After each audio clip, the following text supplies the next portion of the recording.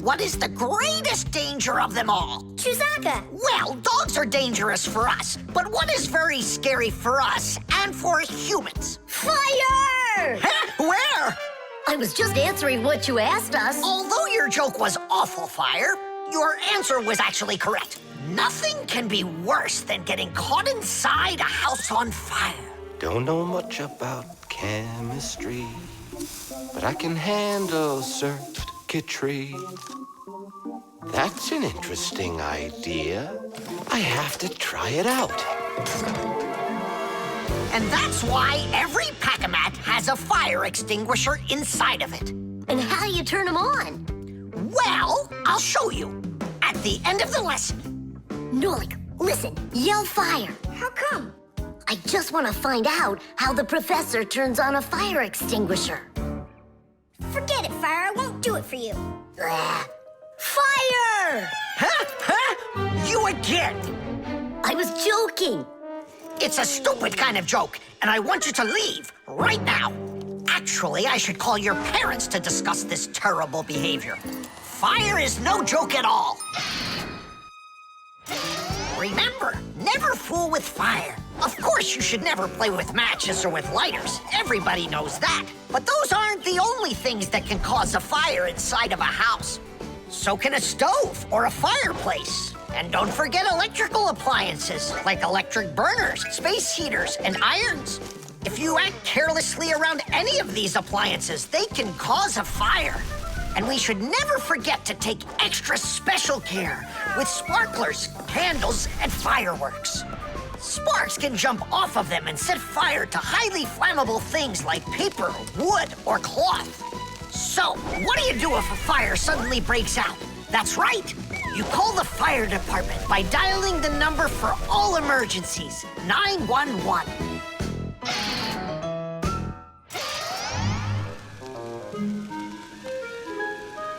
Huh? What's going on? No way. No way! Fire? It's burning for real! Fire! What do I do? Oh, yeah! I need a fire extinguisher!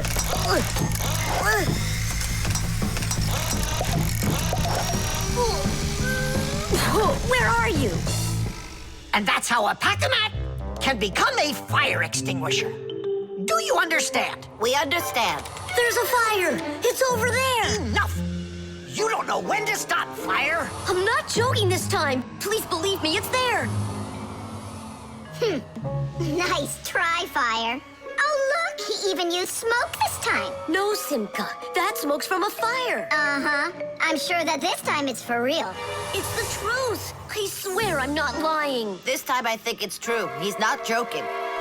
We've got ourselves a real fire here. Tula, Simka, turn off the soldering iron. Uh-huh. Got it. Be careful, kids. You have to stay back here away from the fire. And what can I do to help? Take out your fire extinguisher.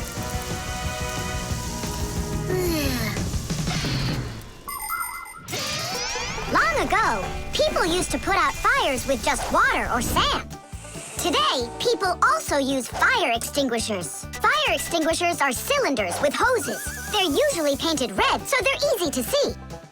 The cylinder is filled up with a special powder, or foam. If someone needs to put out a fire, they point the hose at the fire, pull out the safety pin, and squeeze the handle. The foam or powder shoots out of the extinguisher and puts out the fire. Our fire extinguishers are just too small for this fire. We have to find Professor Eugenius to put it out. I already did. All right, where's the fire? Ah! Ooh! Hooray! We put out the fire! You Fixies are just the greatest. Thank you, you saved the whole laboratory. Not at all, colleague. If not for you Fixies, I can't even fathom how this could have ended. And what I'm wondering is how the fire got started at all. Fire? I had nothing to do with that. Yeah, sure. Then who was yelling, fire, fire? You know what? Maybe it was you that set the fire. Well, if that's what happened, don't even think about coming back to school without your parents. Colleague, wait. It's all my fault. I didn't turn off the soldering iron. Forgive me. Now we know whose parents the school should be calling.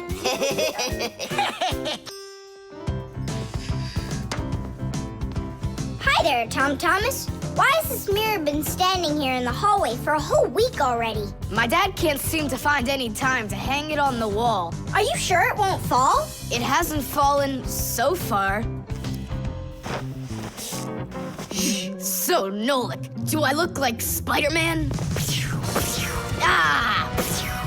No, you don't look like him at all. Yeah! Hey! You can't climb on walls like Spider-Man. Yeah, I'm sure you can do it. I can do it. Just give your chewing gum to me.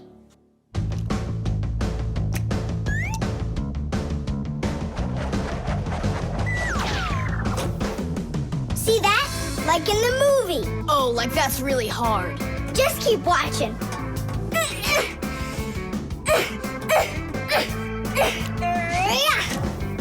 That's hard. Feast your eyes and see what the only spider Fixie in the whole wide world can do.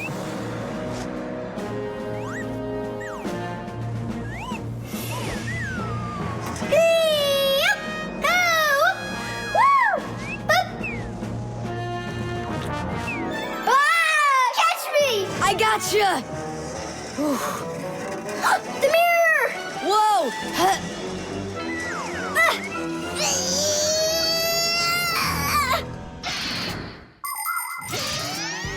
Long ago, the only way humans could see their reflection was to look into water. The very first mirrors appeared about 5,000 years ago. They were made out of silver or bronze. Legend has it that the Greek scientist Archimedes once burned down an entire enemy fleet with the help of mirrors like these. But humans only became able to see their reflections well after they started making mirrors out of glass. And we still use glass mirrors today. But of course, mirrors are not only used for looking at our reflections, they are also used in telescopes to collect the light of distant stars. And humans also use mirrors inside of automobile headlights so they will shine even brighter. Just look at all the things mirrors can do for you. Whew. Looks like it didn't break. Help me lift it so we can lean it back up on the wall. Tom Thomas! I've gotten a reflection in the mirror. That's impossible, because only vampires can't see their reflections. Or ghosts. But I'm not in there. So then, I guess you've become a ghost. No,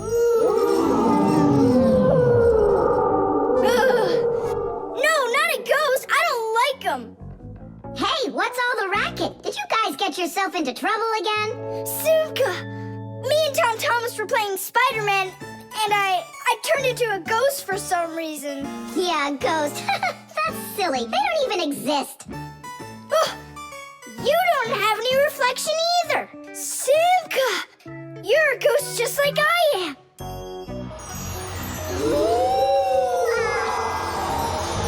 That's just goofy. Look! Just look! Here I am! Well, hi there. But why couldn't I see myself over here? It's probably because the mirror is scratched on the back. Tom Thomas, do you think you can rotate the mirror? It's just like I said. Some of the special coating got scraped off of the back. A mirror is not just a piece of plain glass. Plain glass lets light pass through it, but a mirror reflects light. To turn a piece of glass into a mirror, people spray a special shiny coating on one of its sides that reflects everything. And then to protect the shiny coating, an extra layer of paint is put on top of it. But even with that protection, you still have to handle mirrors carefully. Because mirrors can easily scratch or even break. And do you think that this one is possible to fix? Yeah, we can do it. It's a good thing you have a pack-a-mat with you. I thought we might need it after you started screaming over here. Don't tell me you've got paint in there for a mirror. A pack-a-mat's got everything you'll ever need.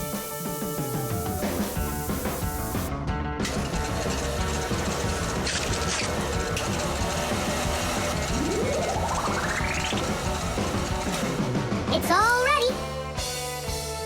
My dad's coming. Tom Thomas, what are you doing here? Checking if you hung it. Yeah, right. I'll definitely hang that mirror on the wall soon. Like tomorrow. Or next week. Oh, Tom Thomas, that door of yours squeaks terribly. Yeah, and it's not easy to open either. Well, that's because the hinges are rubbing.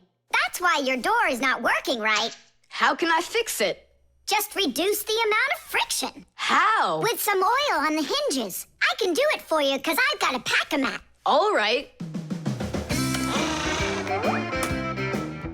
Simka, can I help you? Sure you can. Wear the pack-a-mat, all right? Friction is the force that tries to stop something from sliding or rubbing smoothly against something else. Rubbing can make things wear out quickly if there's a lot of friction. If you want less friction, you need to put something on the parts that rub against each other, like oil. There are special kinds of grease used to keep clocks and wheels turning smoothly. And for skis, a special kind of wax can be used to make them go even faster. That's it. Now the top hinge. It's all done. Go ahead and check how it's working. It's not squeaking. I told ya. You guys are the best. I gotta go. Go where? I'm gonna go sledding. Maybe you'll take me with you? Sorry, Nolik. You don't have a sled to ride on. I'll see you later. Simka, should I grease the saucer? What for? It'll slide down the hill just the way it is. Ah, okay then.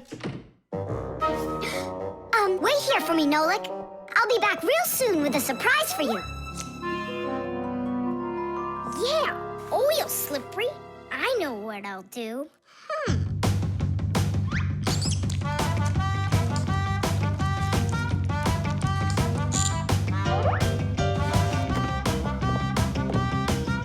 Wow! Talk about no friction!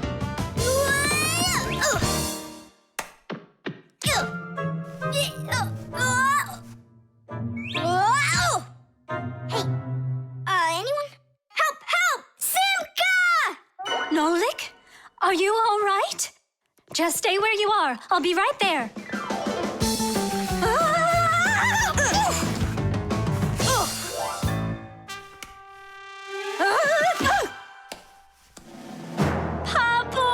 Grandpus! Help us, please!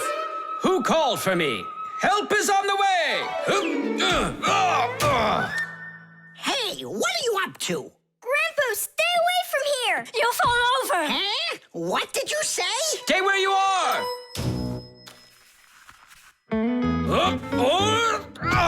What happened here? I poured some oil on the table Why'd you do that? to reduce friction.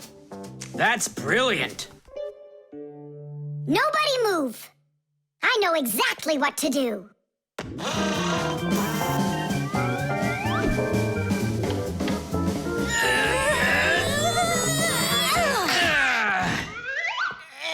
And what was the problem you had with the friction? I want to see all of this oil gone in 5 minutes.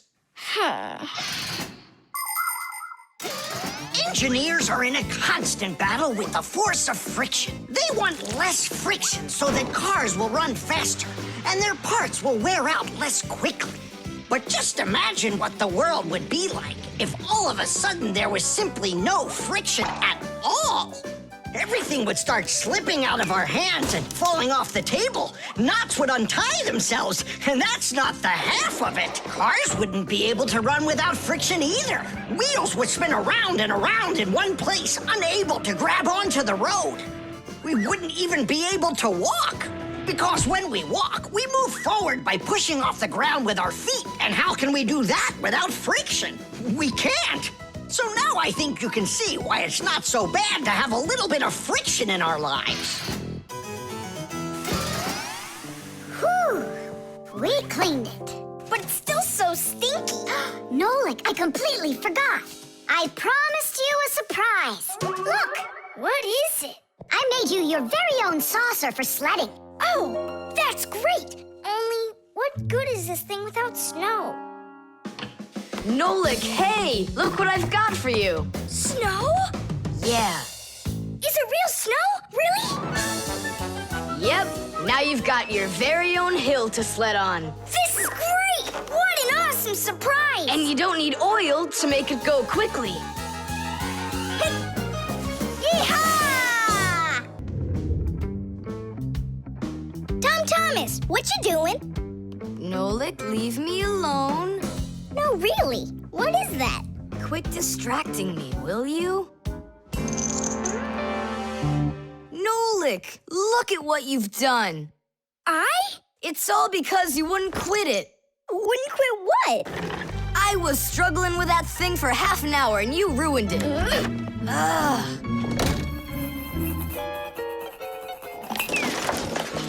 Whoa! Ah! Oh! Hey, Tom Thomas, can you hear me? Tom Thomas, let me out!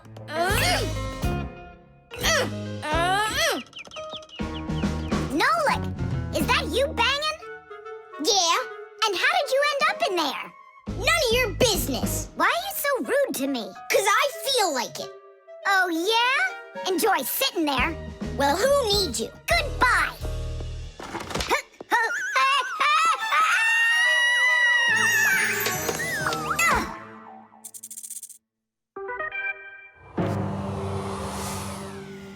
Oh, Simka, what happened to you? Did you bang yourself? And so what?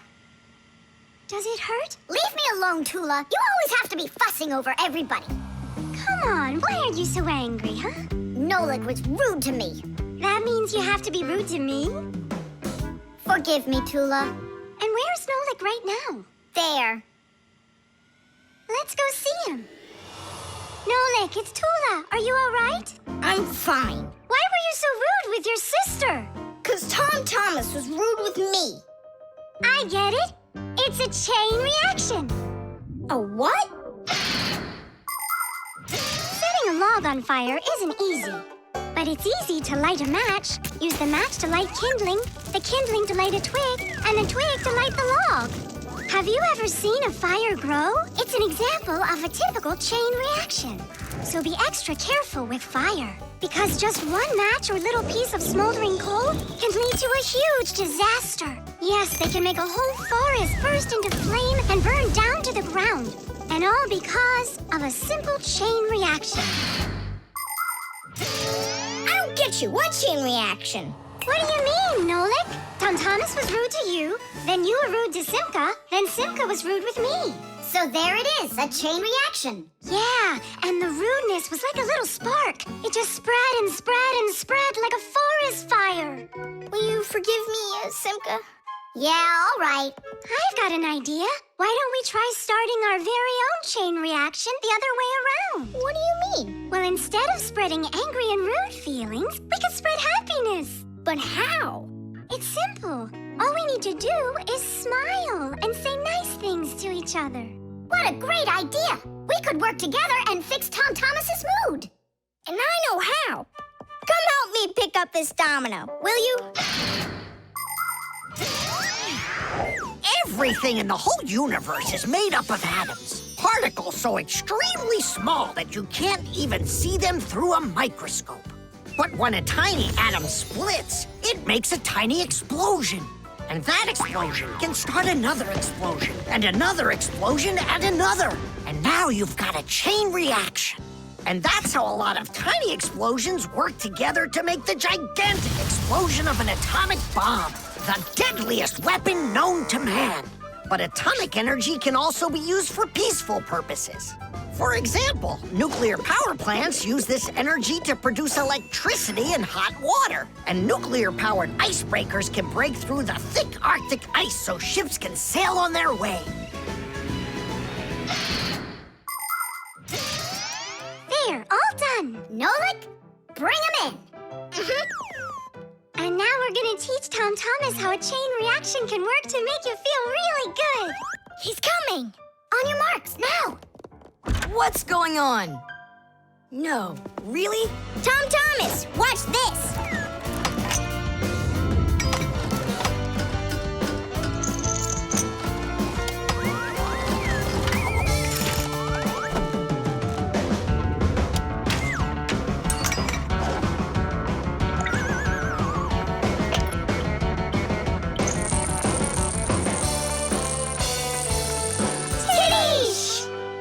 was so totally awesome. I can't believe what I saw.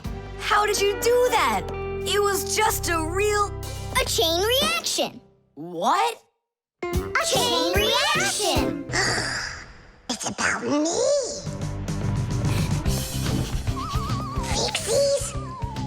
It's Chusaka. It sounds like she's angry with us. I wish I knew what that mad dog was thinking about. I'm thinking about you. You better hide or people will see you. I'm leaving. See you later. It's going to rain. Chusaka, I have no time to play right now. I'm not playing. His feet are gonna get soaked. Tom Thomas, I'm off. Don't be late. Chusaka, that's enough. No, I need to go to school. He's got his math class today and he's leaving his math book. I'm trying to serve like a good dog, but no one understands me. Dogs have been serving people since ancient times, along with cows, horses, chickens, and other domestic animals. But of all of these animals, the dog was the very first. In the beginning, domesticated dogs looked like wolves. Over time, they started changing and were developed into dogs of many different breeds, from big shepherds to tiny chihuahuas. So a dog is not only a human's best friend, but his very first friend as well. What is that smell?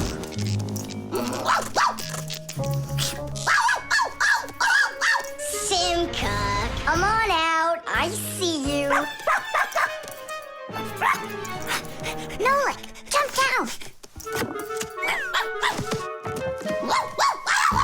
Oh no, we're trapped in here. Alert, something's burning over there. Why won't they listen? I think she's going to eat us. Together with the box.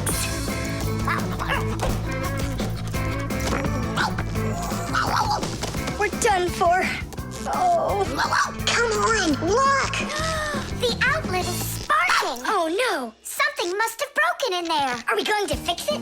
Kids should never touch outlets, and you know it too. It's forbidden. Then how do we fix it? Go find Papoose, and I'll stay here and wait for you. But where's Papoose? I know where he is. I don't know what she's barking about, but I think Chusaka wants to help us. Then come on, Chusaka, help us. Woo!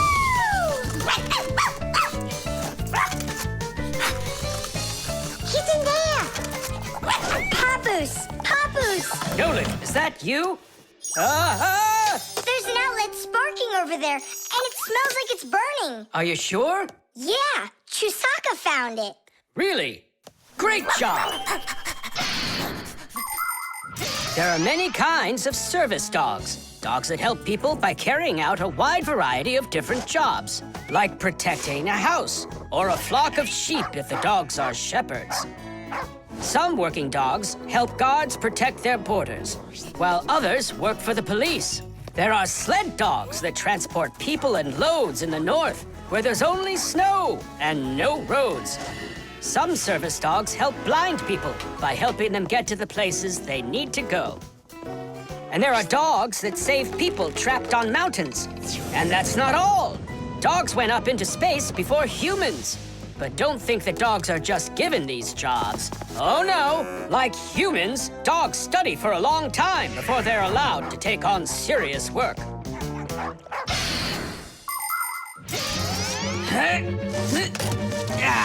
That's all. There won't be a fire, not today. Hooray! Well done, Chusaka. You're a real service dog, no doubt about it. Yeah, I'm working. I'm a real service dog. Chusaka, go away. I've had enough of you already today. Don't say that, because this working dog just saved your house from burning down. What do you mean? She smelled smoke coming from the outlet. It could be that Chusaka means well and wants to do the right thing, but nobody understands her.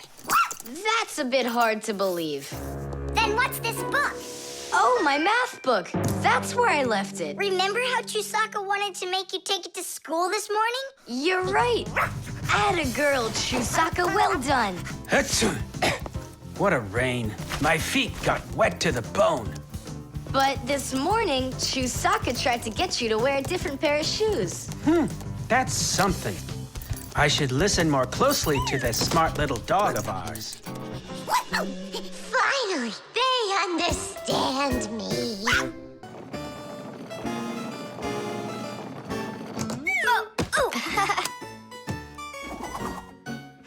It doesn't work. Try putting it in the other way. Did you read the instructions? Why would I? Instructions are for dummies. Yeah, instructions are for dummies. All right. Oh, what's going on? Whoa! My battery! Instructions teach us how to do things right. Instructions for a piece of furniture explain how to put it together. With the instructions for a television, we can adjust the picture and sound the way we like them. Printed on a box of oatmeal are the instructions for how to cook it. The instructions for medicines tell us what the medicine is for and how to safely use it. So always read the instructions if you want to do things right and avoid a lot of problems. I found it. Here it is. Here you go, Tom Thomas. Whoa. We got you a new chair, but it has to be assembled, and I'm afraid it'll be a little bit difficult for you. No, it won't. Don't worry, Dad. I'll do it. Finish before dinner, and we'll get ice cream tonight. A creamsicle. 2, okay? First, assemble the chair. Tom Thomas, can I help you put the chair together? Come on. Hey, first you two need to read the instructions. Simka, stop being such a bore. What, like I haven't seen a chair? Or like I haven't seen a chair?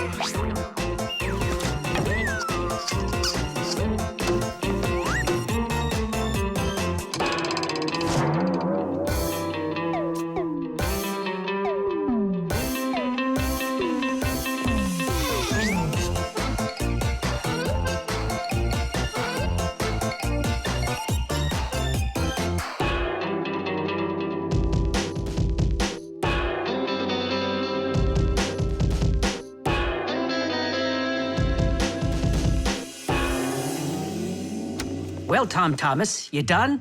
Dinner's ready. Let's go. Oh, Dad, no. I need another 2 minutes.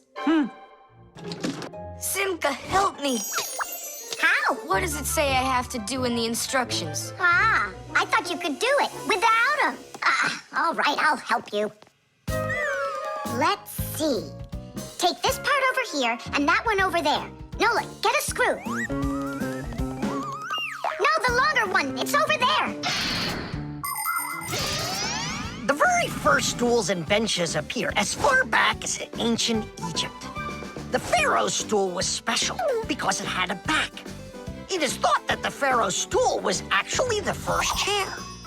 For a long time, a chair was considered a luxury. Rich noblemen would bring their own chairs to parties. And the more important the man, the higher the back of his chair. It wasn't until the 19th century that chairs became part of every house. Today, there are just so many different kinds of chairs. There are wooden chairs, plastic chairs, metal chairs, chairs with legs, chairs with wheels, folding chairs, baby chairs, just all sorts of chairs. Well, how could people sit down at the table with no chairs? Ooh, I think we'll make it. Screw it in, quickly. Nolik, we need one more screw. But there aren't any. There is, you gotta find it. I already looked everywhere. Tom Thomas, time's up. Nolik, you have to help. How? Just for a minute, that's all. Turn into a screw. If it's only a minute, I'll do it for you.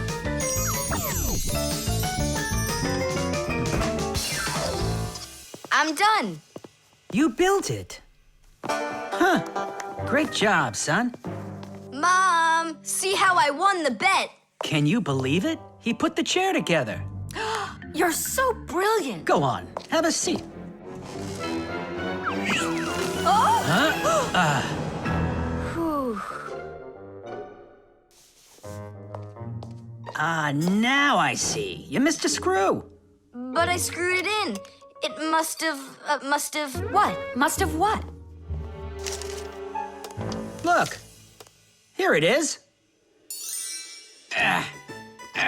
Now this screw's not going anywhere. And that ice cream you won? Well, you just lost it. Well then, Mr. Chair Builder, time for dinner? Yeah, in a sec. Where is that Nolik? He ran away. What a traitor. No, he's not. He promised you he'd become a screw for just a minute. And the minute was up. Well, where is he then? Over there. He's studying the instructions for the clock. Hey, Tom Thomas. It says that we put the wrong kind of battery into the clock. We should have used that kind. You see, Tom Thomas? If you don't want to be a dummy, instructions are for you.